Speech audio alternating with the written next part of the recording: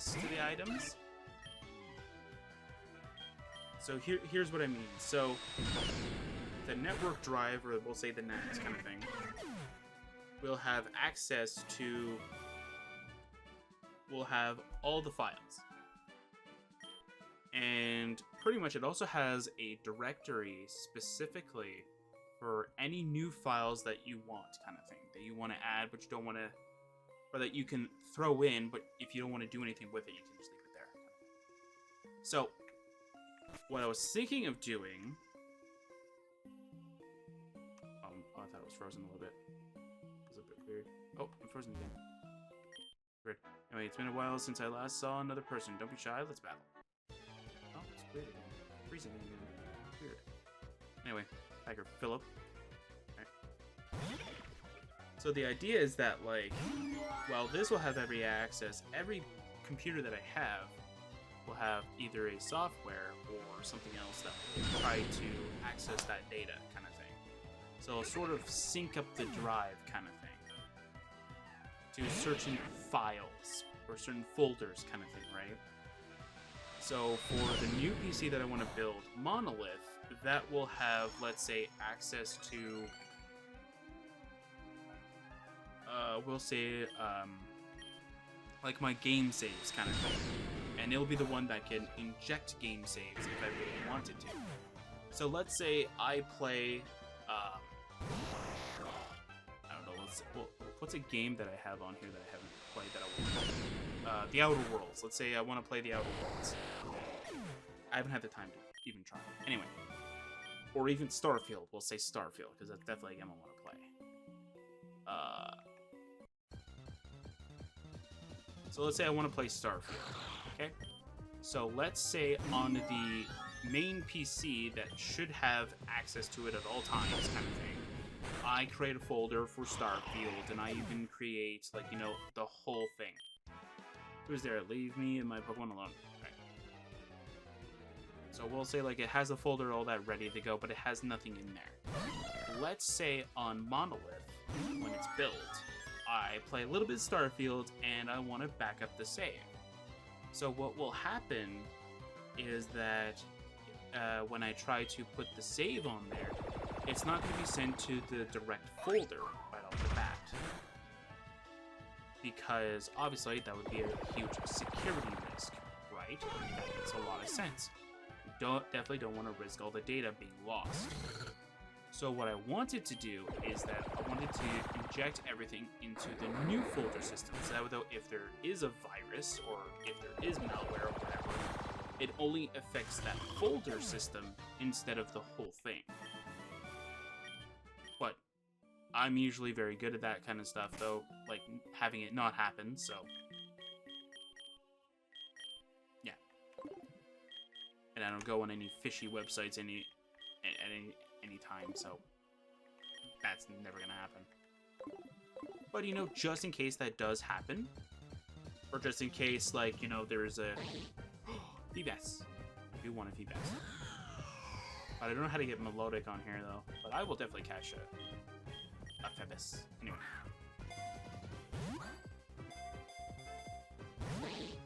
But yeah, so how it's gonna work, though, is that, like, so for Monolith, I play a little bit. Let's say I throw it back in the same folder, and I tell it to sync up the drive.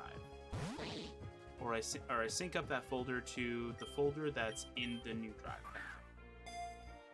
So pretty much what I want the program to do is I want it to take where the original folder is, compare it to the folder that I currently have on Monolith, and compare the two together.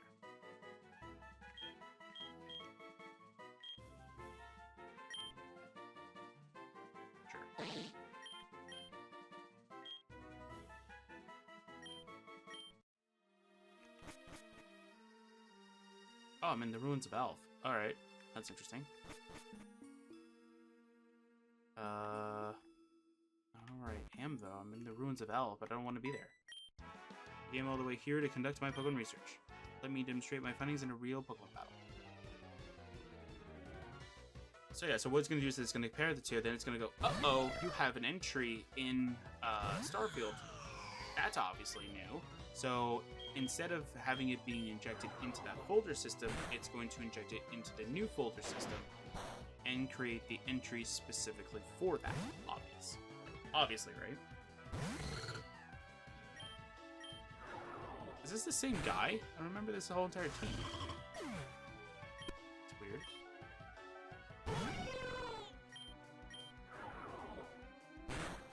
So, and because it recognizes this this directory as that kind of thing, that makes a lot of sense.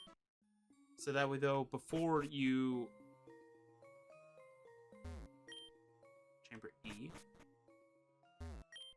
the text is worn out. Deba, the order moo. Touch the stone tablet? Sure. Okay. I don't know. I don't know what I'm doing. I'm clicking on random things, hoping that something will happen.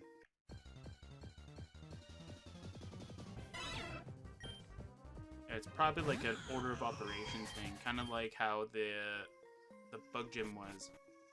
Okay, so what's this one then?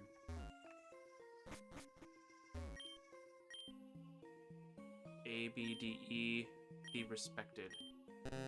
Nope. Alright, I don't know.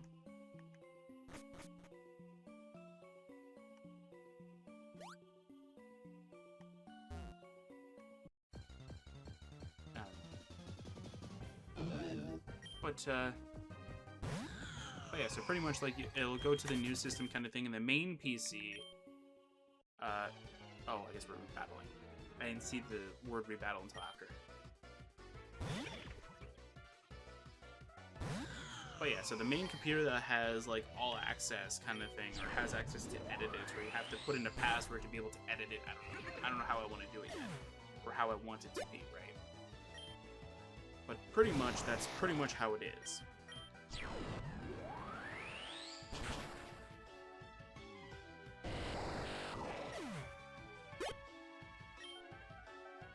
Or what I'm thinking of doing is having it be... Ooh, I have an idea. I can have it as a RAID configuration with 2 drives, so that like it has, so that like if one of them dies, I can just like replace it. What I could do... Oh, I just come up with the devious plan. Alright. So what I could do is I could split the drive into 2, which I know is bad. From far and wide in search of Pokemon. Okay. Looking for Pokemon 2, then you're my collecting rival. Alright. So what I could do is I could have one of them be the complete drive that'll back up everything, right? So what I could do is that I could have my main drive be split into 2. Now I know this is not really recommended in like Windows kind of thing, but hear me out, all right? So I could split into 2, have the new directory be counting as a separate drive. That'll be about, we'll say about 500 gigabytes. Sounds about right, kind of thing, and which will give me my main drive still. Which will still give like my main drive, however big it is. Okay, you're gonna give me a Deoxys. That's fine. All right, we're just gonna catch Deoxys in. This will actually give me time to talk. Actually, so let's say that the drive is about 8 terabytes. 8 terabytes sounds like a really good. Especially for my use case, because I barely throw anything in there.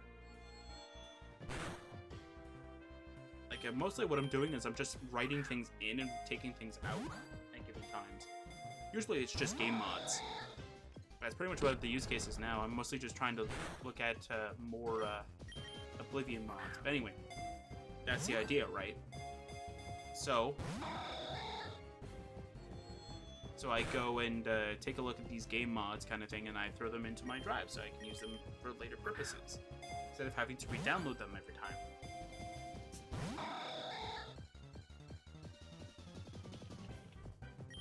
If old me knew that was a safer option than just install delete and then download again after,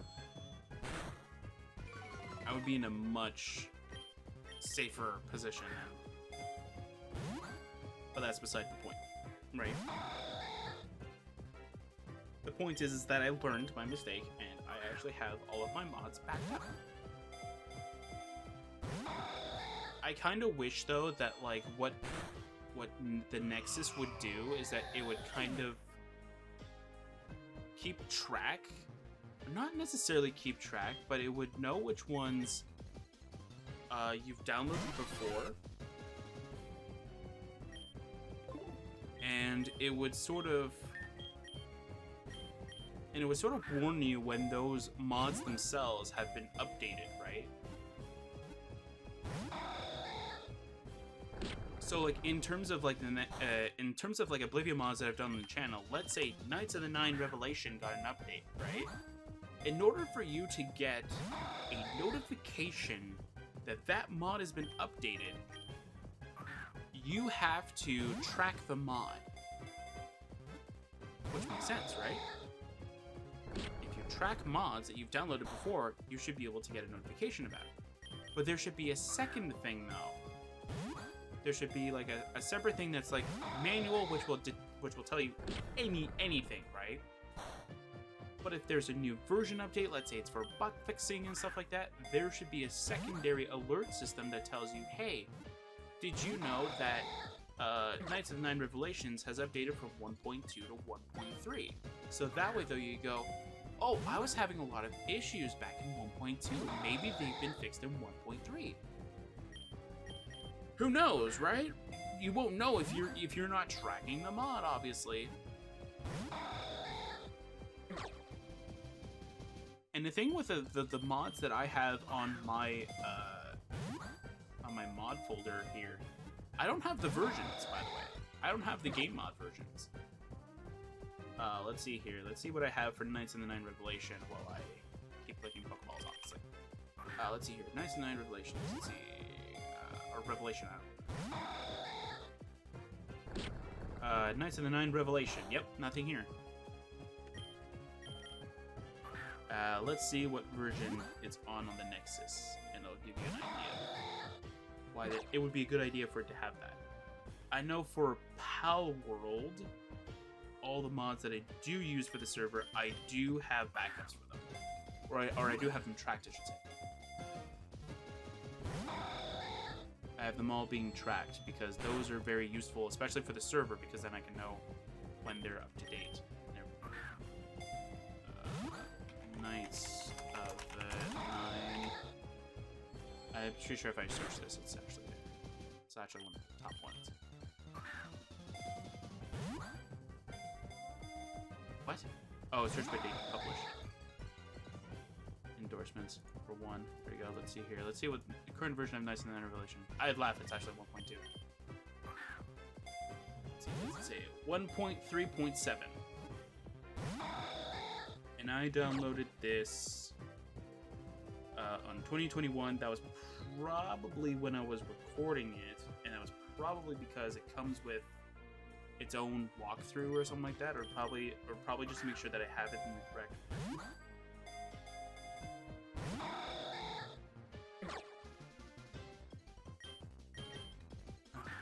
Okay, let's see here.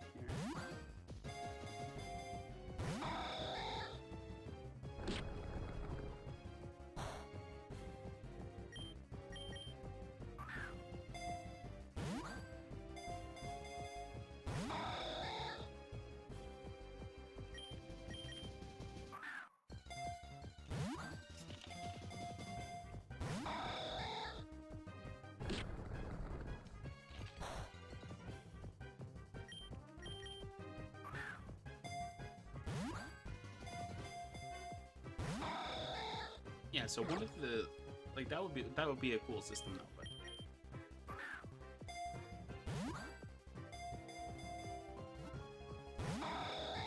but yeah, that's fine. I mean, I have to speed up though, but I'm currently talking, so it's fine. So yeah, so that's pretty much like that kind of stuff, right? So that's, let's say, for Monolith. So what does that mean for Monochrome and Cube?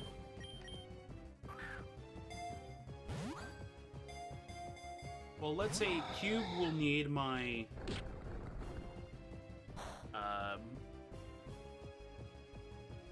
my like desktop backgrounds. Let's say it'll need my let's see what else does it need. Let's say it needs my game mods, my games, my save games, TV shows and movies that I have currently on the drive. Let's say it also needs my remote into computer, easy clicks kind of thing. I don't know what else. Say that kind of thing, right? So Cube will request for those kind of thing. And then the drive will go, yep, you can have those, and then it'll send those to that computer, right?